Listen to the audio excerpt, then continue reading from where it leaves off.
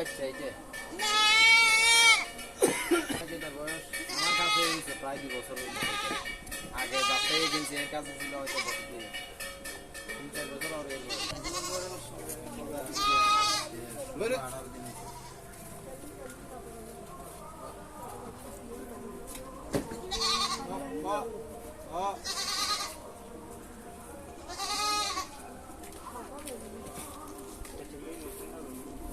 vitamin দেওয়া যাবে vitamin এখানে